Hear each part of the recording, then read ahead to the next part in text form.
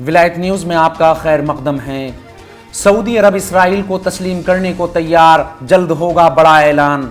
غاصب صہیونی ریاست اسرائیل اور آل سعود کے درمیان مضبوط رشتوں کا ذکر کرتے ہوئے اسرائیلی وزیر خارجہ نے آرمی ریڈیو سے بات چیت میں کہا کہ اسرائیل اور سعودی عرب کے درمیان تعلقات استوار کرنے کے لیے امریکہ کی ثالثی میں معاہدہ اگلے سال کے اوائل تک ہو سکتا ہے۔ بائیڈن نے اقوام متحدہ کی جنرل اسمبلی کے موقع پر اسرائیلی وزیر اعظم بنجامن نیتن یاہو کے ساتھ بات چیت میں ایسے قوی امکانات کے بارے میں صہیونی رہنما کو امید دلائی ہے۔ اس کے علاوہ سعودی ولی عہد شہزادہ محمد بن سلمان بھی اپنے حالیہ انٹرویو میں کہہ چکے ہیں کہ ہر روز ہم ایک معاہدے کے قریب تر ہوتے جا رہے ہیں۔ صہیونی وزیر خارجہ ایلی کوہن نے اسرائیل کے آرمی ریڈیو کو بتایا کہ خرابیوں کو دور کیا جا سکتا ہے، اس میں وقت لگے گا لیکن پیش رفت ہو رہی ہے۔ انہوں نے کہا کہ میرے خیال میں یقینی طور پر اس بات کا امکان ہے کہ 2024 کی پہلی سہ ماہی میں یا اگلے 4 یا 5 ماہ میں ہم اس مقام پر پہنچ جائیں گے جہاں ایک معاہدے کی تفصیلات کو حتمی شکل دے دی جائے گی۔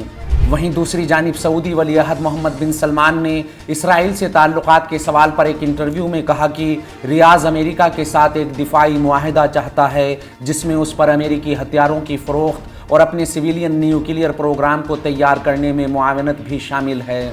ساتھ ہی کسی بھی معاہدے کے لیے فلسطینی ریاست کے قیام کے لیے بڑی پیش رفت کی ضرورت ہوگی، جو اسرائیل کی تاریخ کی سب سے تعصبی اور انتہائی دائیں بازو کی قوم پرست حکومت کے لیے ایک مشکل سودا ثابت ہوگا۔ حالانکہ سعودی ولی عہد نے کہا کہ سعودی عرب 2002 کے عرب امن اقدام کا ایک بڑا حامی رہا ہے، جس کی بنا پر اسرائیل کے ساتھ فلسطینی سرزمین اور ویسٹ بینک کے ساتھ ساتھ گولان کی پہاڑیوں سے انخلاء سے حالات معمول پر آ سکتے ہیں۔ ولی عہد محمد بن سلمان نے ممکنہ معاہدے کے بارے میں کہا ہے کہ اس اقدام میں فلسطینی ریاست کے قیام کے ساتھ ساتھ لاکھوں فلسطینی پناہ گزینوں اور ان کی اولاد کی حالت زار کا منصفانہ حل تلاش کرنا ہوگا، جن میں سے زیادہ تر پڑوسی ممالک میں پناہ گزین کیمپوں میں رہ رہے ہیں۔ اس خبر میں فی الحال اتنا ہی۔ قومی، بین الاقوامی اور عالمی اسلام کی اہم خبروں سے باخبر رہنے کے لیے ولایت نیوز سے جڑے رہیے۔